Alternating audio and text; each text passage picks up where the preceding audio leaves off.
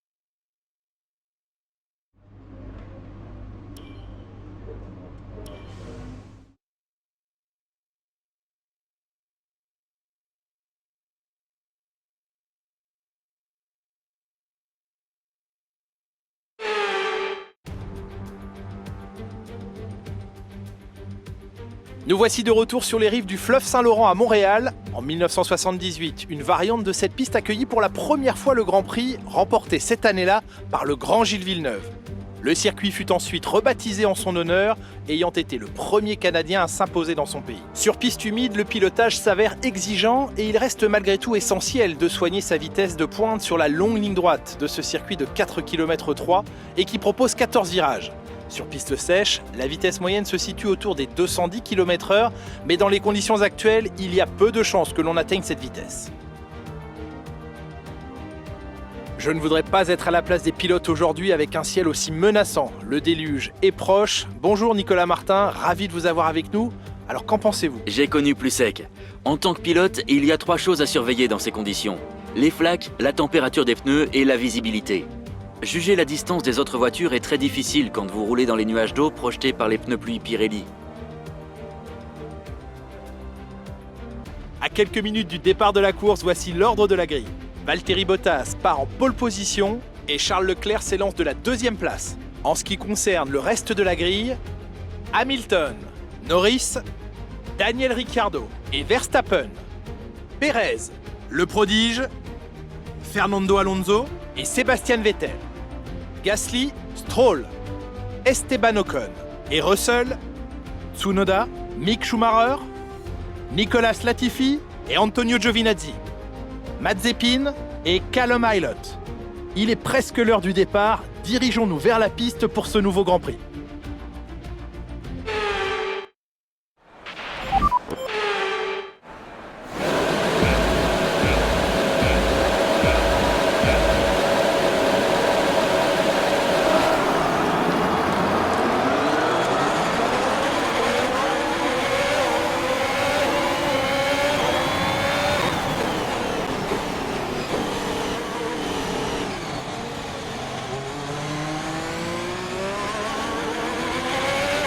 Le moteur à combustion interne affiche un niveau d'usure inquiétant. Il va falloir rouler à bas régime. Anticipe tes montées en puissance et rétrograde plus tard.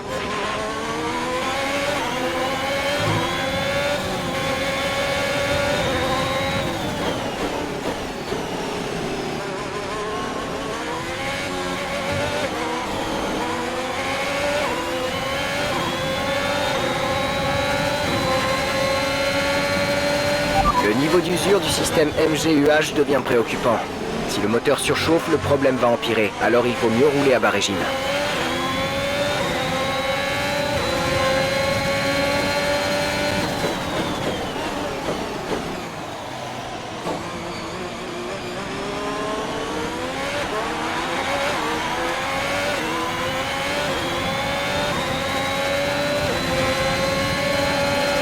On constate une perte de puissance du turbocompresseur. Perte de puissance pour le turbocompresseur.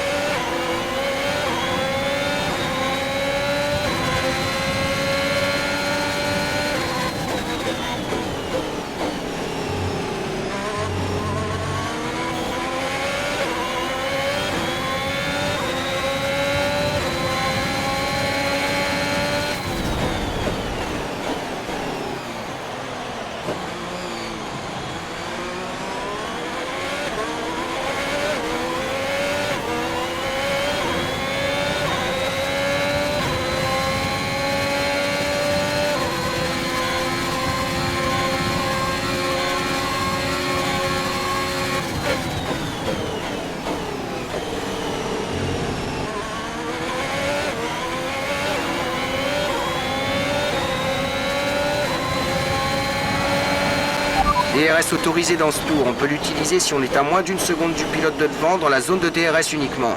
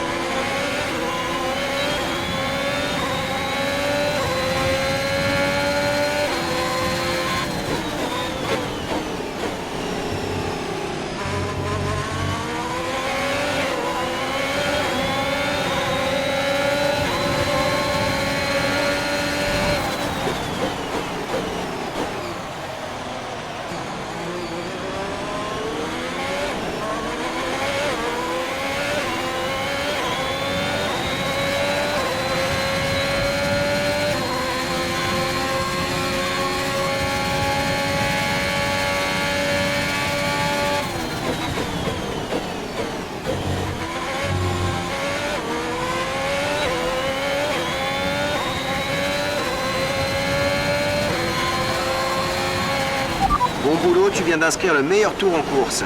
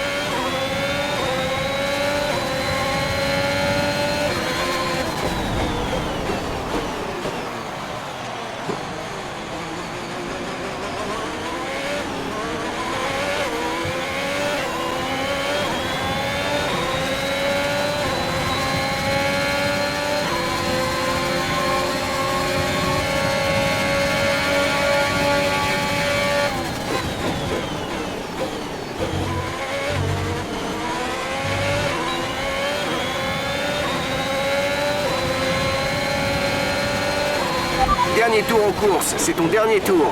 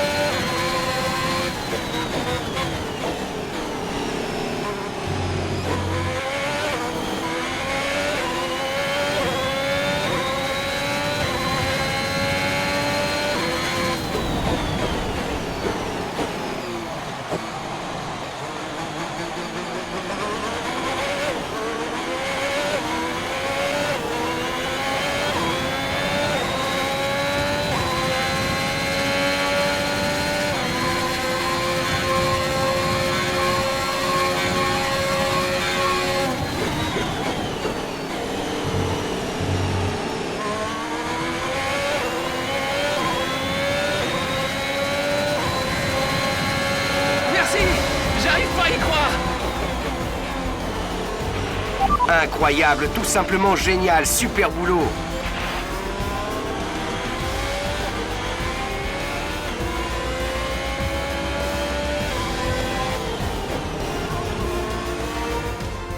C'est la fin d'un autre splendide Grand Prix du Canada et nous avons assisté à une belle victoire aujourd'hui.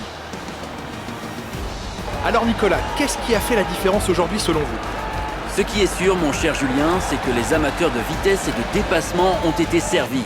Passage à l'intérieur, à l'extérieur, il y en a eu pour tous les goûts. Il est réjouissant d'assister à une victoire de ce genre dans un Grand Prix. Les puristes y ont certainement trouvé leur compte.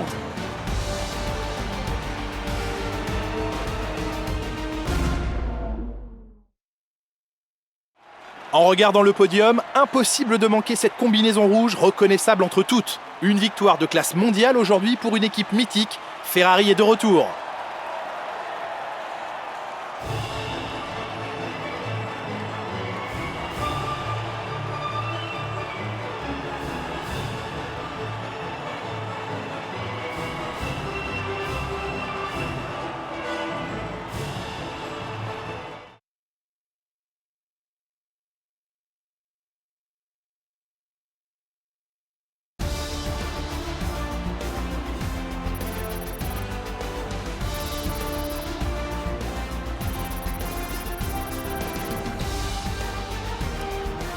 Voyons ce qui a changé au classement des pilotes. Le prodige renforce sa place de leader au championnat. Penchons-nous sur le pilote du jour. Qui choisiriez-vous, Nicolas Martin? Pour moi, c'est le prodige. Ils ont été majestueux aujourd'hui.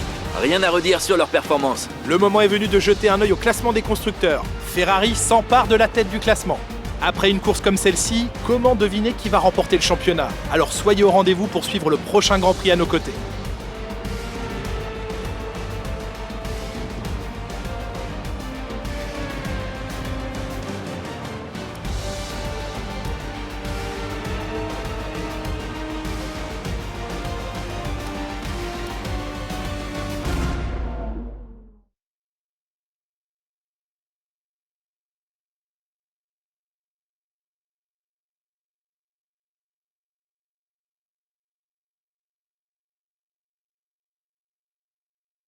Avec vous, ça semble facile. Le public a l'air comblé. Qui est votre plus grand rival en ce moment? Votre équipe doit être ravie de votre performance. Selon certaines rumeurs, vous cherchez à signer chez cette écurie. Vous confirmez?